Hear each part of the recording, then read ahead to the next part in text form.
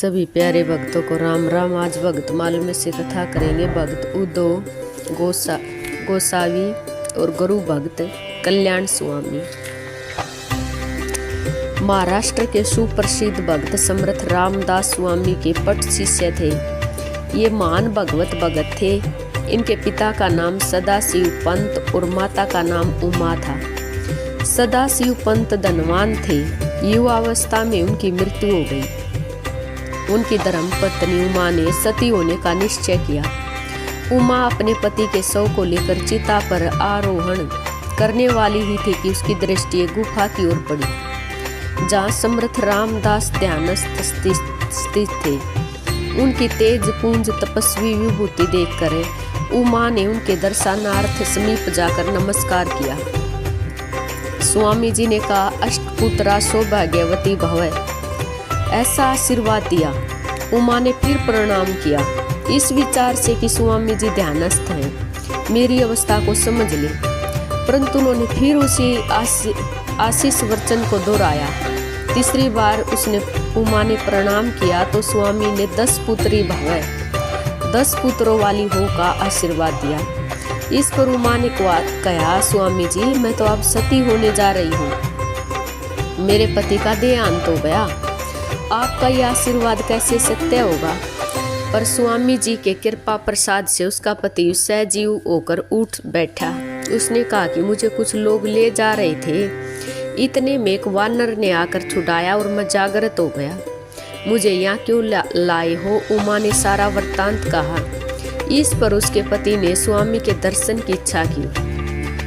दर्शन के बाद स्वामी जी ने कहा कि तुमको जो पुत्र होंगे उनमें से प्रथम पुत्र मुझे दे देना। दंपति ने इसे स्वीकार किया और आनंद से अपने घर लौट आए। इन्हीं के प्रथम पुत्र हमारे चरित्र नायक श्री उद्धव स्वामी हैं। उद्धव स्वामी जन्म से ही वैराग युक्त भगत थे और मानो सोम स्वामी रामदास ने ही शिष्य रूप में अवतार लिया था। समर्थ रामदास इनके पिता के पास आकर इस बालक को देखकर बड़े प्रसन्न होते थे और उससे बहुत प्यार करते थे। उद्धव स्वामी तो समर्थ रामदास को ही अपना पिता मानते थे। 6 वर्ष के बाद जब उपनयन करने का निश्चय हुआ तब बालक ने कहा कि मेरा उपनयन रामदास स्वामी की उपस्थिति में होगा, अन्यथा नहीं। पर पिताजी ने नहीं माना। उपनयन की तैयारी कर ली। इतने में ही वह समर्थ प्रकट हो गए और उद्धव स्वामी के मन के अनुसार उपनयन हुआ। पश्चात इस बालक को लेकर समर्थ माता पिता के घर से निकले। गांव वालों ने समझाया कि छोटे से बालक को आप माता पिता से अलग क्यों ले जा रहे हैं, पर उन्होंने किसी की नहीं सुनी। फिर गांव वालों के कहने पर समर्थ ने उस गांव के समीप टाकली ग्राम में हनुमान जी का मंदिर बनवाया और उसी स्थान पर इस बालक को रखा गया। तदंतर स्वामी जी वहां से चले गए। जाते वक्त स्वामी जी ने बालक को हनुमान जी की पूजा का विधान बतलाया और कहा कि मैं शीघ्र ही लौट कर आऊंगा। बालक ने स्वामी जी के आदेश अनुसार प्रतिदिन प्रातः 4 बजे उठकर स्नान, संध्या, हनुमान जी की पूजा, जप और ध्यान धारणा करने का नियम कर लिया और अपने अनुष्ठान को अखंड रूप से चालू रखा। वह प्रतिदिन सतगुरु की प्रतीक्षा करता रहता। इस तरह 12 वर्ष व्यतीत हो गए। बालक बार बार अनुष्ठान करता रहा। एक दिन उसके मन में आई कि गुरुजी तो शीघ्र लौटने का वादा करके गए थे, फिर अभी तक क्यों नहीं आए? वे मुझ पर रुष्ट तो नहीं गई? चित्त व्याकुल हो गया। गुरुजी के दर्शन की लालसा अत्यंत बढ़ गई। उसने पूजा के समय इसके लिए श्री हनुमान जी से प्रार्थना की। इस पर भी जब समर्थ नहीं आए तब एक दिन उसने प्रतिज्ञा किया, मुझे जब तक दर्शन नहीं होंगे मैं अन्न ग्रहण नहीं करूंगा। इनके भक्ति भाव को देखकर हनुमान जी प्रसन्न हो गए और रात्रि के 12 बजे दर्शन देकर बोले, वत्स चिंता न कर, तेरे गुरुजी को मैं लेकर आता हूँ। इस समय स्वामी रामदास जी सज्जनगढ़ में निवास करते थे और उनको हनुमान जी ने जगाया और तुरंत दर्शन देने के लिए लेकर आए। उद्धव स्वामी गुरुजी के दर्शन पाकर बड़े ही प्रसन्न हुए। यथा योग्य प्रणाम पूजन आदि के पश्चात उपदेश देने की प्रार्थना की। स्वामी रामदास जी ने उनको उपदेश दिया और कुछ दिनों तक टाकली ग्राम में अपने शिष्य के साथ रहकर उसे दृढ़ आत्म अनुभव कराया। तदंतर वे वहां से फिर सज्जनगढ़ लौट गए।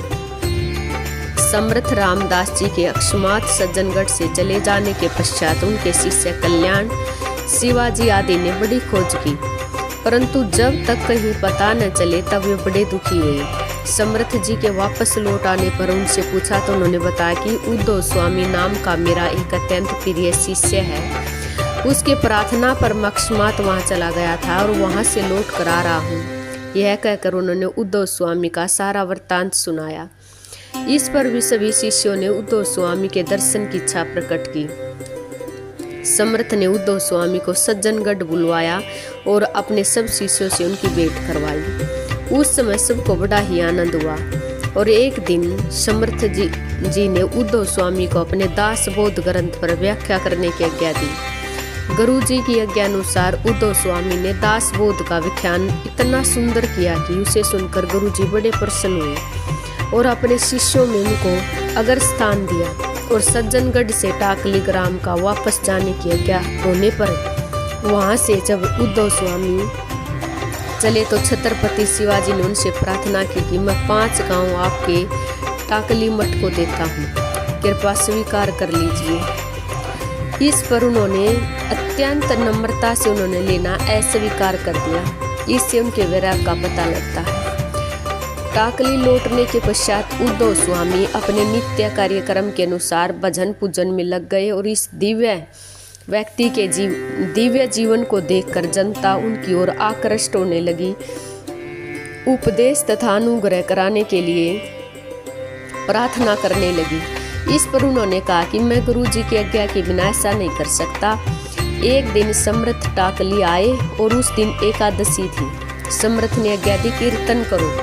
आज्ञा अनुसार कीर्तन प्रारंभ हुआ। कीर्तन इतना सुंदर और भक्तिपूर्वक अंतकरण से किया जा रहा था कि स्वयं श्री हनुमान जी पीछे खड़े होकर वाद बजाकर कीर्तन में योग दे रहे थे। सब लोग कीर्तन में इतने मगन हो गए कि कोई घंटों तक अखंड कीर्तन होता रहा और किसी को समय का ख्याल तक न रहा। इस प्रकार सुंदर कीर्तन सुनकर समर्थ बड़े प्रसन्न हुए। उन्होंने आज्ञा दी कि जनता के उत्थान के लिए उद्धव स्वामी उपदेश दिया करे और स्वयं भक्ति भाव बढ़ाने का प्रयत्न करें। गुरु जी के आदेश अनुसार उद्धव स्वामी नित्य प्रति जनता को भक्ति भाव की ओर आकृष्ट करने का उद्योग करते रहे। वे स्वयं भजन पूजन करते और दूसरों से करवाते।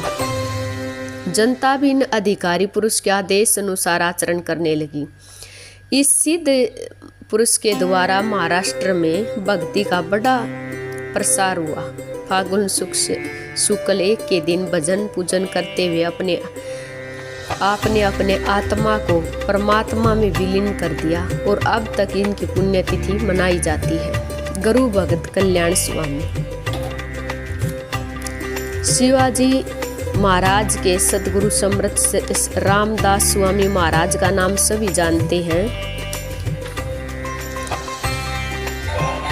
श्री समर्थ महाराज ने अनेक मठों की स्थापना की और उनमें अपने शिष्यों को नियुक्त किया और इन शिष्यों ने श्री शिवाजी महाराज को राजनीतिक क्षेत्र में सहायता दी और मुसलमानों से अंकित हिंदू जनता को निर्भय किया।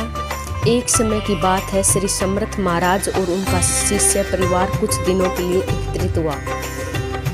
शिष्यों में परस्पर ओढ़ सी लगी थी कि सतगुरु की सबसे बढ़कर सेवा कौन करता है और सभी प्राय अपने को सर्वोपरि सेवक के रूप में परिचय देने के लिए ललायित थे। श्री सतगुरु से भला यह बात कैसे छिपी रह सकती थी, इसलिए उन्होंने सच्ची कसौटी पर कौन शिष्य खरा उतरता है इसकी परीक्षा के लिए एक लीला रची। एक दिन जबकि समस्त शिष्य मंडली उपस्थित था, वे जोर से कराने लगे, मानो कहीं उनके बड़ी पीड़ा हो रही थी। समस्त शिष्य घबरा गई और सबने समर्थ महाराज से इसका कारण पूछा।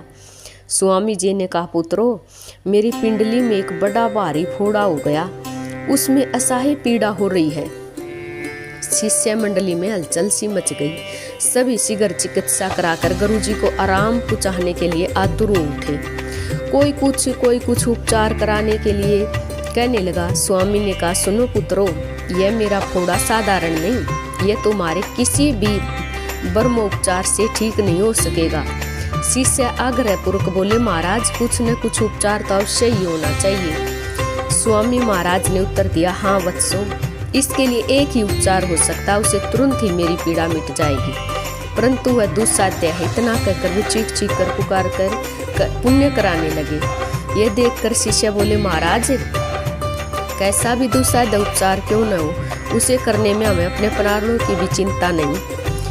आप बताए तो सही। स्वामी जी ने सब शिष्यों से यह कहलवाना चाहते थे कि उनके इतना कहते स्वामी जी बोले, सुनो, इसका उपचार यह है कि कोई मनुष्य मेरे इस फोड़े को मुंह लगाकर चूस ले, बस मेरी वेदना तुरंत मिट जाएगी, परंतु वह चूसने वाला मर जाएगा। स्वामी जी की यह बात सुनते ही सब शिष्य एक दूसरे की ओर ताकने लगे। कोई भी इस कार्य के लिए आगे नहीं बढ़ा। अंत में कल्याण नामक शिष्य उठे और उन्होंने स्वामी से फोड़े पर बंधी पट्टी खोलने के लिए कहा, और स्वामी जी ने कहा, पट्टी खोलने में मुझे असह्य वेदना होगी, इसलिए पट्टी नहीं खोलनी है। हाँ, पट्टी में से कोने पर फोड़े का काला सा मुंह दिख रहा है, बस वहीं से चूसना प्रारंभ कर दो। कल्याण ने सतगुरु चरण पर सिर रखा और फोड़े को मुंह में लेकर चूसना आरंभ कर दिया। फोड़े से 4-6 घूंट लेने के बाद तो कल्याण ने अपना मुंह फोड़े पर सारी शक्ति से लगा दिया और बड़े जोर से चूसना आरंभ किया। उसे बड़ा मधुर स्वाद मिल रहा था। स्वामी जी चिल्ला उठे, अरे कल्याण धीरे धीरे, अरे धीरे। पर कल्याण कब मानने वाले थे। कल्याण बोले, महाराज आपके प्रतिदिन ऐसे ही फोड़े हुआ करे और मन उन्हें चूसा करो। इतना कहकर कल्याण ने यथाशक्ति सारा फोड़ा चूस डाला। अंत में स्वामी जी ने पट्टी खोली और पिंडली पर से तोतापुरी आम की एक बड़ी गुठली और छिलका निकल पड़ा। यह देखकर सारे शिष्य लज्जित हो गए। पाठक समझ ही गए होंगे कि स्वामी जी ने पके हुए मीठे लंबे तोतापुरी आम पर पट्टी बांध ली थी। आगे चलकर अपनी अनुपम गुरु भक्ति से कल्याण श्री रामदास स्वामी महाराज के प्रमुख शिष्य होकर कल्याण स्वामी के नाम से प्रसिद्ध और उन्होंने बड़ा कार्य किया। सभी प्यारे भक्तों को राम राम जी।